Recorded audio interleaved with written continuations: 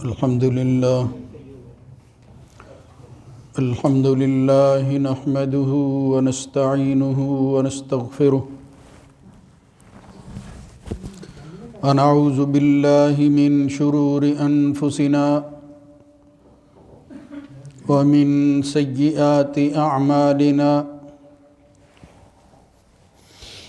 من يهده الله فلا مضل له ومن يضلل فلا هادي له وأشهد أن لا إله إلا الله وحده لا شريك له وأشهد أن محمدًا عبده ورسوله اللهم صل على محمد وعلى آل محمد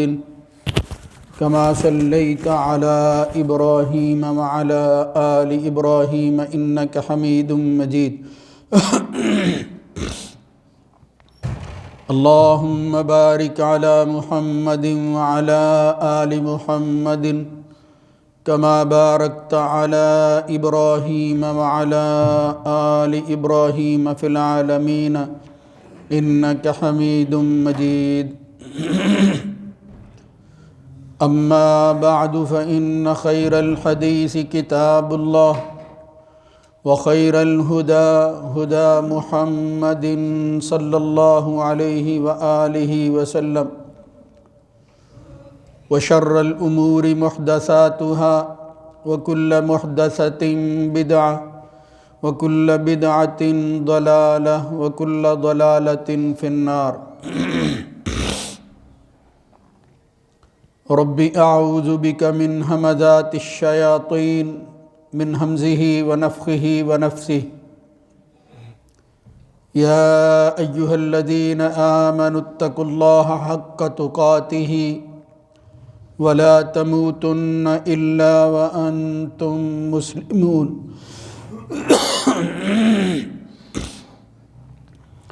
يا أيها الناس اتقوا ربكم الذي خلقكم من نفس واحدة وخلق منها زوجها وبث منهما رجالا كثيرا ونساء واتقوا الله الذي تساءلون به والأرحام إن الله كان عليكم رقيبا يا أيها الذين آمنوا اتقوا الله وقولوا قولا سديدا يصلح لكم أعمالكم ويغفر لكم ذنوبكم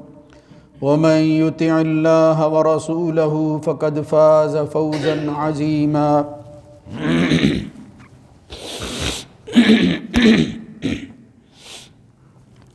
رب اشرح لي صدري ويسر لي أمري واحلل عقدة من لساني يفقهوا قولي وجاوزنا ببني إسرائيل البحر فأتوا على قوم يعكفون على أصنام لهم قالوا يا موسى اجعل لنا إلها كما لهم آلهة قال إنكم قوم تجهلون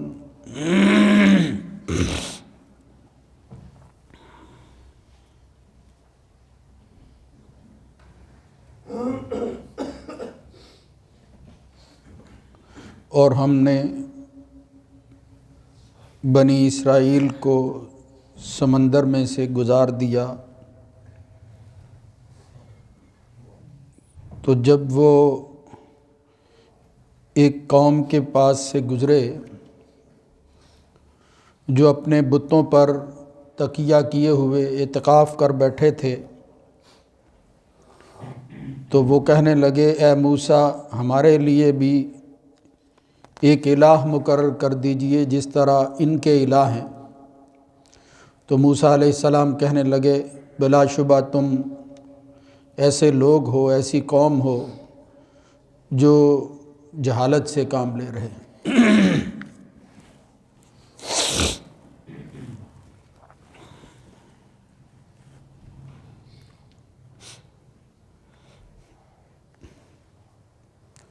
اللہ رب العزت کی حمد و ثنا کے بعد درود و سلام سید ولد آدم خاتم النبیین جناب محمد الرسول اللہ صلی اللہ علیہ وآلہ وسلم کی ذات گرامی پر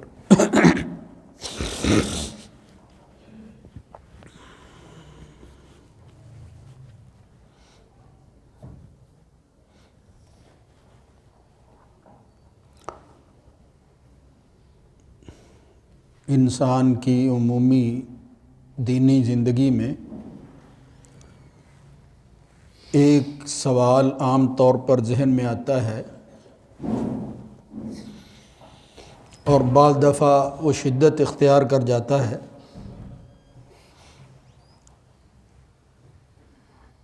اور اس کی وجہ یہ ہے کہ اللہ کے نظام کو کما حقہ سمجھنا مشکل ہے، بلکہ اس پر ایمان لانا ہی ہمارے لیے ضروری ہے۔ وہ یہ نظام کس طرح چلا رہا ہے، اس کے پیچھے کون سے ایسے لوگ موجود ہیں جو اس نظام کا حصہ بن رہے ہیں، وہ اللہ رب العزت ہی کے علم میں ہے۔ بظاہر جو چیزیں بتائی گئی ہیں ان کو سامنے رکھ کے ذہن میں جو بات آتی ہے وہ یہ کہ جس اللہ کو ہم مانتے ہیں، جس کا تعارف قرآن و سنت کرواتا ہے، اس کی بے شمار صفات ہیں۔ ان میں سے ایک یہ کہ وہ بڑا معاف کرنے والا، محبت کرنے والا ہے، رحمت کرنے والا ہے۔ وَهُوَ الْغَفُورُ الْوَدُودُ الرحمن الرحیم۔ اس طرح کی خوبیاں، صفات، ان کو سامنے رکھیں اور پھر مجرموں کے حوالے سے جو اس نے سزائیں مقرر کی ہیں ان کی طرف نگاہ کریں تو بعض دفعہ یہ بات ذہن میں آتی ہے کہ اگر کوئی بندہ ایسی ہدایات سے جس کے نہ اپنانے کی وجہ سے سزا کا مستحق ہوتا ہے، اگر وہ بندہ لا علم ہے، یعنی اس تک وہ پیغام اس طرح نہیں پہنچا کہ جس کے بعد جو ہے یہ فیصلہ ہونا چاہیے کہ کیا یہ قبول کرنے والا ہے یا انکار کرنے والا ہے، اس کو انعام دیا جائے گا یا سزا دی جائے گی، تو پھر اس کے بارے میں قرآن و سنت ہماری کیا رہنمائی کرتا ہے۔ میں اس کو مزید سادہ کرتا ہوں کہ ہمارے ہاں ایک مسئلہ زیر بحث آتا ہے عقائد کی کتابوں میں بالخصوص اور دوسری جگہ پر بھی، کہ اگر کوئی شخص جو ہے وہ جاہل ہے تو کیا اس کی جہالت اس کو کام آئے گی اور پھر اس کو سزا سے بچا سکے گی یا نہیں۔ اس کو کہتے ہیں الجہل بالعذر، یعنی جہالت کی معذوری۔ کوئی شخص اگر لا علم ہے، جاہل ہے، یا یوں سمجھ لیجئے کہ اس کے پاس وہ حجت مکمل نہیں ہوئی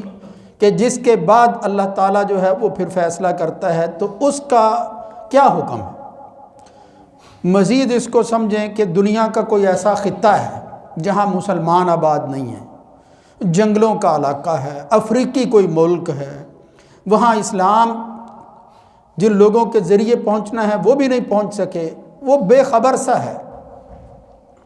تو کیا اس کا اس علاقے میں رہنا اور چیزوں سے لا علم ہونا، اس کی یہ جہالت اس کو کام آئے گی؟ کیا اس سے وہ اللہ کے ہاں گرفت سے بچ سکے گا؟ یعنی جہالت کی یہ جو معذوری ہے، وہ معذور آدمی ہے۔ اس لا علمی کی بنیاد پر کہہ رہا ہوں کہ اس کے پاس علم نہیں ہے، حجت نہیں ہے، چیزیں نہیں پہنچی ہیں، تو کیا اس کو یہ پھر فائدہ دے گی یا اس کا عذر قبول کیا جائے گا یا نہیں کیا جائے گا؟ یہ ہے مسئلہ جس کو سمجھنے کی ضرورت ہے۔ اس کے متعلق اگرچہ دو طرح کی ہی ہدایتیں ملتی ہیں، جس میں سختی بھی ہے، شدت نظر آتی ہے کہ اللہ تعالیٰ نے یہ جو جہان بنایا ہے اس کے ذرے ذرے میں یہ نشانیاں موجود ہیں کہ اس کا کوئی کریٹر، اس کا کوئی خالق ہے، یہ خود بخود نہیں ہو گیا۔ یعنی اللہ تعالیٰ کے ہونے اور اس نظام کے ماننے میں بے شمار نشانیاں ہیں جن سے ہمیں ہر وقت سامنا کرنا پڑتا ہے۔ یہ آسمان زمین کو دیکھ لیں، یہ رات اور دن کا اختلاف دیکھ لیں، اللہ نے یہی کہا بھئی اس پر غور کرو تم، تو پھر یقیناً تم اللہ تک پہنچو گے۔ اور پھر اس میں مزید آسانی پیدا کرنے کے لیے اللہ نے اپنے پیغمبر اور رسول بھیجے تاکہ وہ ان نشانیوں کو کھول کر بیان کر دیں اور اپنی صداقت کی بنیاد پر خبر دے دیں اللہ تعالیٰ کے ہونے اور اس کے نظام کے بارے میں کہ وہ انسان سے کیا چاہتا ہے بالخصوص، اور دوسری مخلوقات کے ساتھ جو ہے اس کا تعلق کیا ہے۔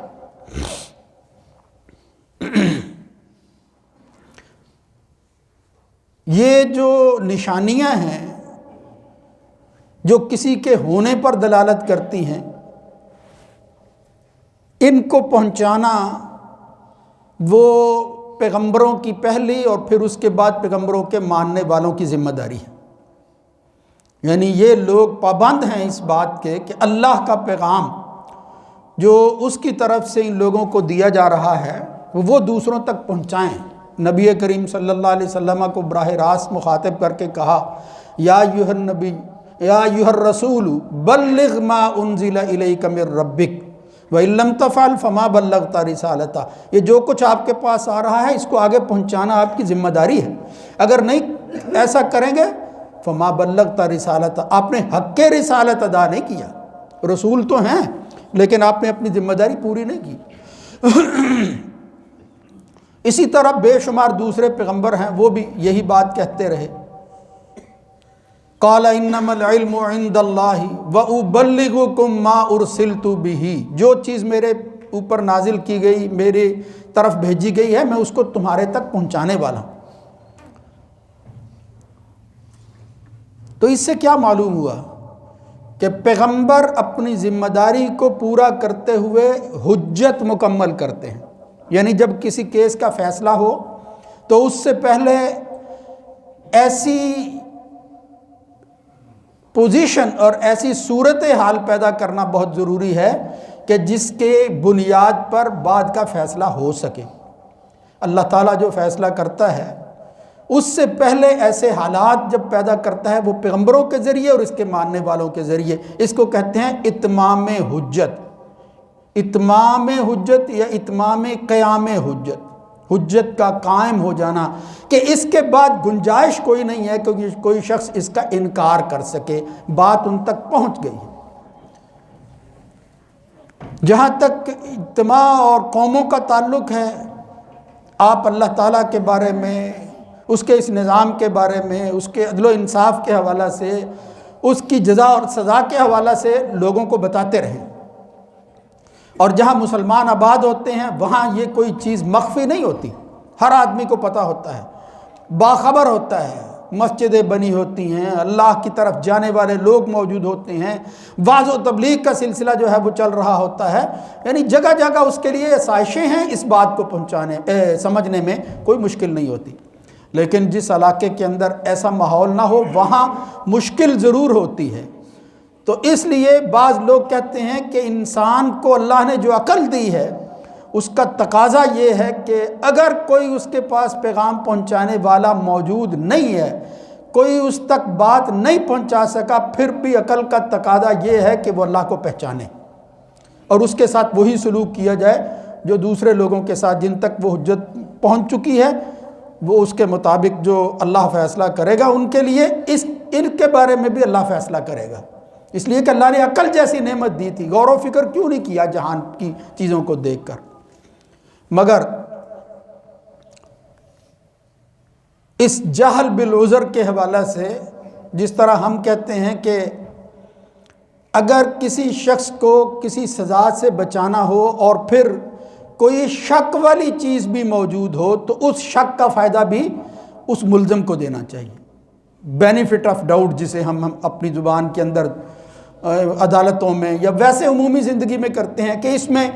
یہ جو فائدہ ہے، شک پیدا ہو رہا ہے کہ ہو سکتا ہے ایسا ہو،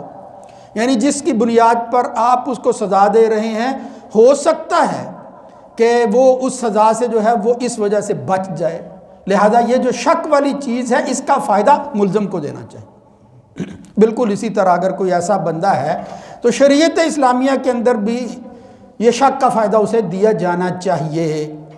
اسی کو کہتے ہیں الجہل بالعذر، کہ اس کی جو معذوری ہے اس تک اس طرح حجت جو ہے وہ پوری نہیں ہوئی جس طرح دوسرے لوگوں کے پاس ہوئی ہے، تو کیوں نہ اس کو فائدہ دیا جائے اور پھر اس کی جہالت کی وجہ سے اس کے لیے جو سخت سزا ہے وہ مقرر نہ کی جائے، یا اس کی بنیاد پر اسے کافر نہ کہا جائے. ایک ہے مسلمان ماننے والا، ایک ہے منکر کافر. کیوں ہم کہتے ہیں یہ کافر ہے؟ اس لیے کہ اس نے چیز کو مانا نہیں ہے. پہلا جو ہے وہ مانے ہوئے ہے. اب انکار کرنے والا شخص جو ہے اگر وہ اس لیے انکار کر رہا ہے کہ اس کے پاس ماننے کے لیے کوئی چیز ہے ہی نہیں، معلومات اس طرح کی نہیں ہے، بات نہیں اس تک پہنچ سکی، تو کیا اس کا یہ عذر، اس کا یہ جاہل رہنا اللہ کے ہاں قابل قبول ہوگا یا نہیں ہوگا؟ اس کے حوالے سے میں چند باتوں کی طرف اشارہ کرتا ہوں جس سے معلوم ہوتا ہے کہ اللہ رحیم و رحمان، وہ غفور الرحیم، وہ الودود مالک جو ہے، نبی کریم صلی اللہ علیہ وسلم کی حدیث کی روشنی کے اندر کہ اللہ تعالیٰ اس خاتون سے جو اپنے بچے کو ڈھونڈتی ہوئی، جس بچے کو بھی دیکھتی ہے اس کو اپنا دودھ پلانے کی کوشش کرتی ہے، جس طرح وہ اپنے بچے کو آگ میں پھینکنے کے لیے تیار نہیں ہے، اللہ رب العزت جو ہے وہ بھی اپنے بندوں کو جہنم کی آگ میں پھینکنے کے لیے ہرگز پسند نہیں کرتا. وہ اللہ ارحم بعبادہ من ہذہ، جس طرح وہ خاتون اپنے بچے کو آگ میں نہیں پھینک سکتی، نبی کریم صلی اللہ علیہ وسلم نے فرمایا اللہ اپنے بندوں پر اس ماں سے کہیں زیادہ رحم کرنے والا ہے. وہ اللہ تعالیٰ کسی کے ساتھ زیادتی نہیں کرتا، مگر اس کا ایک نظام ہے عدل کا. اگر وہ کسی کو سزا ہی نہ دے تو پھر جس دنیا میں محنت کرنے والے، اعزاز پانے والے، ان کا فرق ختم ہو جاتا ہے. لہذا یہ تو انصاف کا تقاضا ہے کہ ایسا ہو. یہ ذرا لمبی بات میں وہ نہیں کرنا چاہتا، بس میں آپ کی توجہات جس طرف مبذول کروانا چاہتا ہوں وہ یہ ہے کہ یہ جو مسئلہ ہے کہ جہالت کی وجہ سے بندہ معذور ہے یا نہیں، اس کو انسان اپنے لیے بے عملی کا سبب نہ بنائے. یعنی آدمی جو ہے وہ عمل کرے ہی اس لیے نہ کہ بھئی مجھے تو پتہ ہی نہیں چلا، اور وہ بہانہ ہی کرتا رہے کہ چونکہ میری یہ معذوری قابل قبول ہے لہذا میں اللہ کو بھی کہہ دوں گا، حالانکہ اللہ سے بڑھ کر انسان کے دل کو کوئی جاننے والا نہیں ہے کہ یہ محض بہانہ بنا رہا ہے یا حقیقت کے اندر اس کو پتہ نہیں ہے. یہ بات اس تک نہیں پہنچ سکی، کوئی اپنی اس کی ذہنی جسمانی معذوری ہے یا پہنچانے والوں کا کوئی قصور ہے. یعنی یہ ساری صورتحال جو ہے اس کو سامنے رکھ کے اہل علم بالخصوص کہتے ہیں کہ آپ کسی بندے کو بھی آسانی کے ساتھ کفر میں شامل نہ کریں. یعنی بندے کو اگر کافر قرار دینا ہو تو بلا وجہ کسی چھوٹی سی بات پر آپ کافر نہ کہیں کسی کو. یہ کفر کا مسئلہ بڑا ہی محتاط مسئلہ ہے، یہ صرف اللہ ہی کے ہاتھ میں ہے اور اسی کے سپرد کر دینا چاہیے کہ کون حقیقت کے اندر مومن مسلمان ہے اور کون جو ہے وہ کافر ہے. ظاہر کی بنیاد پر آپ ظن رکھ سکتے ہیں اور وہ ظن جو ہے وہ اچھا رکھنے کی کوشش کریں، باقی معاملہ اللہ کے سپرد جو ہے وہ انسان کو چھوڑ دینا چاہیے. اللہ تعالیٰ سے بہتر جو ہے وہ اس دلی کیفیت کو کوئی اور جاننے والا نہیں ہے. لیکن پھر بھی کفر کی حالت میں انسان کے ساتھ کافروں جیسا سلوک کرنا وہ واسطہ تو پڑتا ہے، ورنہ تو پھر یہ بات جو ہے وہ یہ امتیاز ہی ختم ہو جاتا ہے کہ یہ مسلمان ہے یہ کافر. اس کے ساتھ سلوک اس کے مرنے کے بعد کیسا کرنا ہے، زندگی میں اس کے ساتھ جو ہے وہ کیسا برتاؤ رکھنا ہے، اس سے یہ ہر مومن مسلمان کے ساتھ یہ معاملہ ہے، واسطہ پڑتا ہے اس کو، لہذا کوئی نہ کوئی فیصلہ تو کرنا ہی پڑتا ہے. نبی کریم صلی اللہ علیہ وسلم نے ویسے کہا، بالخصوص جن حدیثوں سے معلوم ہوتا ہے انفرادی طور پر آپ کسی کو کافر نہ کہیں، یعنی پن پوائنٹ کر کے کہے کہ تو کافر ہے، یہ فلاں زید اور بکر جو ہے یہ کافر ہے۔ نبی کریم صلی اللہ علیہ وسلم نے فرمایا یہ حلال کام نہیں ہے، اس کی اجازت نہیں ہے۔ جب تم میں سے کوئی شخص جو ہے وہ کسی کو کافر کہتا ہے فقط باء بہا احدہما، تو یاد رکھو دو ہی بندے ہیں، ایک کافر کہنے والا ہے، ایک جس کو کہا جا رہا ہے، تو وہ کفر کسی ایک کی طرف ضرور لوٹتا ہے۔ اگر آپ کسی کو کافر کہہ رہے ہیں، لا یرمی رجل رجلا بالفسوق ولا یرمیہ بالکفر الا ارتدت علیہ، نبی کریم صلی اللہ علیہ وسلم نے دوسری حدیث میں فرمایا کسی کو فاسق نہ کہو، یہ تیر نہ مارو کسی کو کہ تو فاسق ہے تو کافر ہے، اگر وہ نہیں ہے ارتدت علیہ تو پھر وہ تیر لوٹ کر تمہاری طرف ضرور آ جائے گا، تم کافر ضرور ہو جاؤ۔ یعنی احتیاط کا یہ عالم ہے، کہیں آتا ہے الا ہارا علیہ، کہ تم ہرگز کسی کو جو ہے وہ اس بلا وجہ وہ کافر نہ کہو، اگر وہ کافر نہیں ہے تو تم کافر ضرور ہو گئے۔ کتنی احتیاط جو ہے وہ کرنے کی ضرورت ہے، یعنی خود ہی کو بچانا ہے، اپنے ایمان کی حفاظت کرنی ہے، کہیں خدا نہ خواستہ اس کی وجہ سے دوسروں کو کافر کہتے کہتے خود کفر میں انسان مبتلا نہ ہو جائے۔ تو یہ ہے احتیاط جس کا ذکر محمد الرسول اللہ صلی اللہ علیہ وسلم نے کیا ہے۔ لہٰذا اسی کی وجہ سے یہ جو جہالت کے عذر کی میں بات کر رہا ہوں، اس کے متعلق قرآن مجید میں یہ جہالت کا لفظ وہ کئی معنوں میں آیا ہے، اور وہ مطلب وہ سرکشی کے معنی میں بھی آتا ہے، بغاوت کرتا ہے آدمی، خلاف حق بات کرتا ہے، اکثر کو جو ہے وہ مختلف حوالوں سے جہالت کے ساتھ تعبیر کیا گیا ہے کہ یہ سب کچھ تم اپنی جہالت کی وجہ سے کر رہے ہو۔ یعنی اس کا صرف ایک معنی نہیں ہے کہ ان کو پتہ نہیں چلا، یعنی جہالت کا معنی لا علمی صرف ایک معنی نہیں ہے، ان میں سے ایک معنی ہے کہ ایک آدمی کو پتہ نہ ہو۔ اب اس کا عدم علم، وہ عدم معرفت یا حقیقت تک رسائی جو ہے وہ نہ ہونا، یہ جو جہالت ہے، اس کے متعلق قرآن و سنت میں جو بات معلوم ہوتی ہے وہ یہ ہے کہ پہلے اتمام حجت ہو، رسلا مبشرین و منذرین لئلا یکون للناس اللہ حجت بعد الرسل، اللہ تعالیٰ رسولوں کے ذریعے یہ ڈرانے والے اور خوشخبری دینے والوں کے ذریعے حجت مکمل کرتا ہے، تاکہ کوئی شخص یہ نہ کہہ سکے بعد میں کہ اگر یہ ہمارے پاس آتے تو ہم ایسا نہ کرتے، بلکہ یہ کہا گیا وَأُوحِيَ إِلَيَّ لِأُنذِرَكُم بِهِ وَمَن بَلَغَ، میری طرف یہ وحی کی گئی ہے کہ میں تمہیں ڈراؤں۔ وَاذْكُرْ أَخَا عَادٍ إِذْ أَنذَرَ قَوْمَهُ بِالْأَحْقَافِ وَقَدْ خَلَتِ النُّذُرُ مِن بَيْنِ يَدَيْهِ وَمِن خَلْفِهِ، یہ ڈرانے والے یا آگاہ کرنے والے، یہ یعنی پیغمبر بالخصوص اور پھر اس کے ماننے والے مسلمان، اس کے حواری، وہ اللہ کی طرف بلانے کا کام کرتے رہے ہیں، دعوت دیتے رہے، اتمام حجت جو ہے وہ مکمل ہوتا رہا ہے۔ اس لیے پہلا کام تو یہ ہے، اللہ رب العزت فرماتا ہے وَمَا كُنَّا مُعَذِّبِينَ حَتَّى نَبْعَثَ رَسُولًا، جب تک ہم کسی قوم کے پاس رسول نہیں بھیجتے ہم ان کو عذاب میں مبتلا نہیں کرتے۔ عذاب بعد کی بات ہے، پہلے رسول کے ذریعے حجت مکمل ہوتی ہے۔ تو اس سے معلوم کیا ہوا کہ جن کے پاس حجت نہیں پہنچی ان کو پھر ان کی جہالت جو ہے اس کا فائدہ دیا جائے گا، اور ان کا وہ عذر اللہ کے ہاں قابل قبول ہے کہ میرے پاس جو ہے وہ حجت مکمل نہیں ہوئی تھی۔ قرآن مجید میں بے شمار آیتیں ہیں، شمار نہیں ہے ان کا۔ رسول اللہ صلی اللہ علیہ وسلم نے بھی اپنی سنت اور حدیث کے اندر ایسی باتیں بیان فرمائیں جن سے اشارات نکلتے ہیں، جن کے لانے کا اگرچہ مقصد وہ نہیں ہے لیکن اس میں سے یہ مسئلہ وہ ضرور نکلتا ہے، جس سے جو ہے وہ یہ بات معلوم ہوتی ہے کہ اگر کوئی شخص جہالت کی وجہ سے حق تک نہیں پہنچ سکا تو پھر اس کو معذور سمجھا جانا چاہیے، اس کے ساتھ عام کافروں جیسا سلوک نہیں کرنا چاہیے۔ جس میں سے ایک بڑی مشہور روایت ہے، نبی کریم صلی اللہ علیہ وسلم نے فرمایا کہ پہلی قوموں میں یا لوگوں کے ہاں ایک بندہ تھا، اور وہ بندہ لم یعمل خیرا قط، کبھی نیکی نہیں کی تھی، مگر اس نے اپنے گھر والوں سے کہا کہ جب وہ مر جائے تو اس کے مرنے کے بعد حرقوہ، اس کے جسم کو آگ لگا دینا، ثم مزروا نصفہ فی البحر ثم وزروا نصفہ فی البر، اور اس خاک کو جو جلانے کے بعد تمہیں حاصل ہو آدھی جو ہے وہ سمندر میں پھینک دینا اور آدھی خشکی کے اندر پھینک دینا، یعنی پھیلا دینا۔ انہوں نے پھر جو اس نے وصیت کی تھی بالکل اسی طرح فعلوا کما امرہم اللہ، انہوں نے وہ کر دکھایا جو ان کے باپ نے ان کو وصیت کی تھی، جو حکم دیا تھا اس کے مطابق ہی انہوں نے کیا۔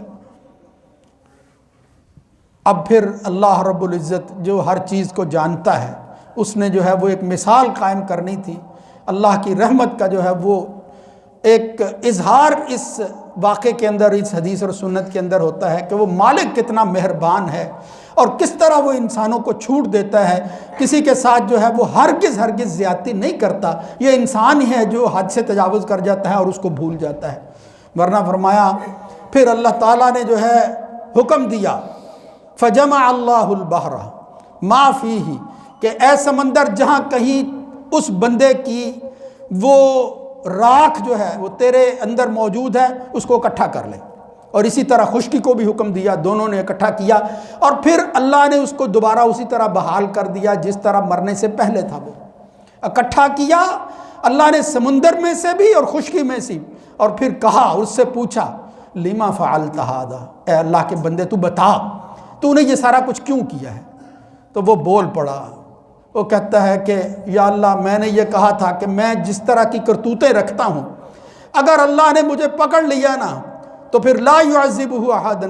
کما يعذبہ، جس طرح وہ اس کو عذاب دے گا، اس کو تکلیف دے گا، اس کی کرتوتوں کی وجہ سے اس نے کبھی کسی کو جو ہے وہ عذاب نہیں دیا ہوگا۔ تو اس ڈر سے یا اللہ من خشیتک یا ربی، اے میرے رب میں تجھے مانتا ہوں لیکن میں نے تیرے ڈر کی وجہ سے یہ کہا، اور پھر میں نے اپنے بیٹوں کو وصیت کی کہ میرے مرنے کے بعد میری لاش کو جو ہے وہ خاک بنا دینا۔ یعنی اس کا کیا مطلب تھا؟ اس کی جہالت کی وجہ سے وہ اللہ کو ضرور مانتا تھا مگر جاہل تھا، اسے نہیں پتا تھا کہ اللہ تعالیٰ کے لیے اس خاک کو اکٹھا کرنا بھی کوئی مشکل کام نہیں ہے۔ پھر جو ہے وہ انسان کا دوبارہ اٹھایا جانا اس سے لا علم تھا،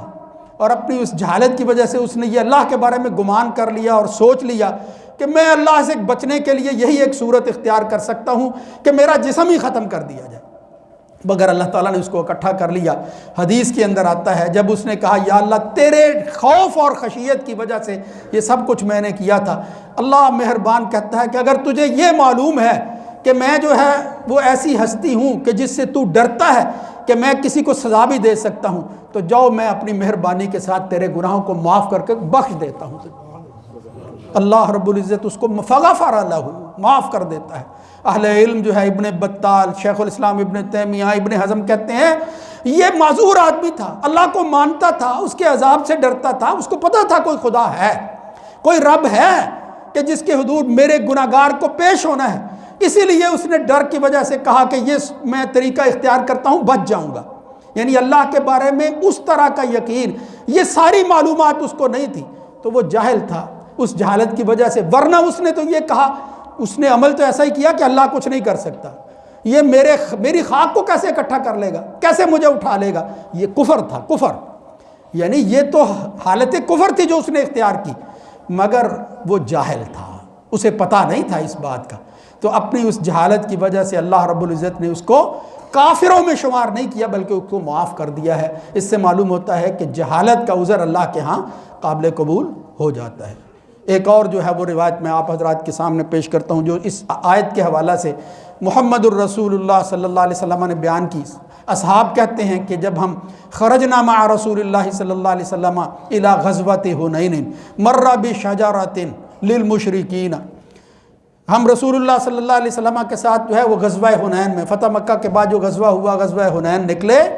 ہم ایک ایسے درخت کے پاس سے گزرے جو مشرکوں کا درخت تھا، اور وہ مشرک یعلقون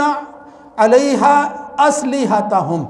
وہ درخت تھا اس کو کہتے تھے ذات نوات، نام رکھا ہوا تھا، وہ اپنے اسلحہ کو جو ہے وہ اس درخت کے ساتھ لٹکا کر جاتے تھے۔ تو جب ہم صحابی کہتے ہیں کہ ہم نبی کریم صلی اللہ علیہ وسلم کے ساتھ گزرے، اور پھر طبرانی میں یہ روایت آتی ہے وَنَحْنُ حُدَثَاءُ أَحْدٍ بِكُفْرٍ، ابھی ہم نے قریب جو ہے وہ کفر کو چھوڑا تھا، یعنی نئے نئے مسلمان کچھ ہوئے تھے، نئے نئے مسلمان ہوئے تھے، زیادہ معلومات نہیں تھی۔ جب ان کے اس درخت کے ساتھ عقیدت کی وجہ سے اسلحہ جو ہے وہ لٹکانے کے عمل کو دیکھا تو ہم نے نبی کریم صلی اللہ علیہ وسلم سے کہا تھا یا رسول اللہ اجعل لنا ذات انوات، اسی طرح کا کوئی درخت ہمارے لیے بھی مقرر کر دیجئے جس کو ہم متبرک سمجھتے ہوئے فائدہ اٹھانے کے لیے اس طرح کے کام کریں جس طرح یہ کافر کر رہے ہیں، یہ مشرک کر رہے ہیں۔ یعنی یہی کام جو مشرکوں کافروں والا ہے، یعنی وہ امید درخت سے لگا لے جس طرح یہ لگائے ہوئے ہیں، اگر ان کو فائدہ دے رہا ہے یہ درخت ہمیں بھی دے گا۔ محمد الرسول اللہ صلی اللہ علیہ وسلم نے پھر اس وقت یہ قرآن کی آیت پڑھی،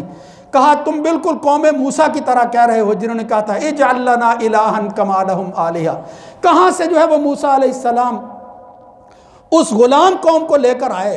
اور وہ فرعون جیسے ظالم کے شکنجے سے جو ہے وہ نکال کر، اور پھر اللہ کی رحمت کے ساتھ سمندر کو عبور کرتے ہوئے وہ دوسری طرف چلے گئے، مگر اس غلامی کی وجہ سے اور لا علمی کی وجہ سے اور پھر حقیقت حال سے ناواقف ہونے کی وجہ سے ایسا مطالبہ انہوں نے کیا۔ سب کچھ دیکھنے کے بعد پھر کہتے ہیں اجعل لنا الہا کما لہم آلہہ، جس طرح یہ کافروں کے معبود ہیں موسیٰ ہمارے لیے بھی مقرر کرو۔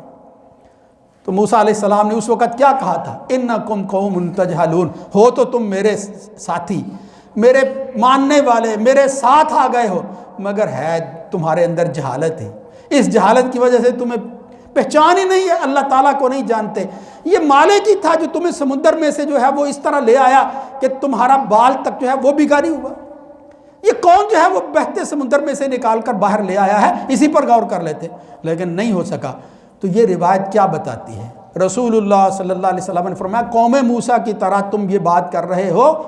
لیکن اس کے باوجود رسول اللہ صلی اللہ علیہ وسلم نے ان کو کافر قرار نہیں دیا۔ یہ نہیں کہا کہ وہ بھی کافر تھے تم بھی کافر ہو، نہ موسیٰ کی قوم کافر تھی مانے ہوئے تھے، نہ پیغمبر محمد الرسول اللہ صلی اللہ علیہ وسلم کے ساتھ غزوہ حنین میں جنگ کی طرف جانے والے وہ تو اصحاب تھے، مگر انہوں نے اپنی لا علمی کی وجہ سے کفر کو تازہ چھوڑنے کی وجہ سے اللہ کے رسول سے مطالبہ کر دیا ایسی چیزوں کا کہ جو غیر اللہ کی طرف انسان کو بلاتی ہے۔ رسول اللہ صلی اللہ علیہ وسلم نے ان کے اس عذر کو قبول کر لیا ہے اور ان کے ساتھ کافروں جیسا ہرگز نہیں کہا کہ تم نے کفر کر لیا ہے، ان کے ساتھ گئے ہیں اور ان کو اپنے ساتھ رکھا ہے۔ لہذا یہ روایت بھی بتاتی ہے کہ انسان اگر معذور ہو جہالت کی وجہ سے، پتہ نہ چل سکے اسے،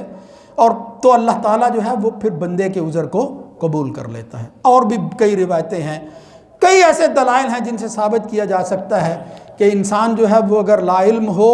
واقفیت اس طرح کی نہ ہو جس کے بعد اللہ کا امر آ سکے، تو پھر اللہ تعالیٰ چھوٹ دیتا ہے۔ میں نے جس طرح پہلے بھی عرض کیا ہے کہ اس بات کو لا علمی کو اپنی غفلت اور دین سے لاپرواہی کی بنیاد نہیں بنانا چاہیے کہ آدمی کہے بھئی میں چلو پتہ ہی نہیں کرتا، میں سنتا ہی نہیں ہوں کسی بات کو۔ نہیں، اللہ رب العزت سب سے بہتر جاننے والا ہے کہ یہ بہانہ بنا رہا ہے یا حقیقت کے اندر اس کو پتہ نہیں چل سکا، حجت تمام ہوئی ہے یا نہیں۔ اسلام، مسلمانوں کے ماحول میں رہنا، جہاں انسان خوش قسمتی ہے کہ وہ پیدا ہی مسلمان ہوتا ہے، گھر کے اندر جو ہے اس کو اسلام ملتا ہے، اس کے بعد پھر اس کو کس حجت کی ضرورت ہے؟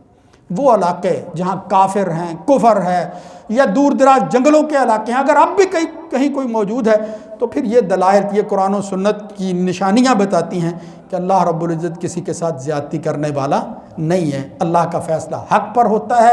اللہ کا فیصلہ ان اصولوں پر ہوتا ہے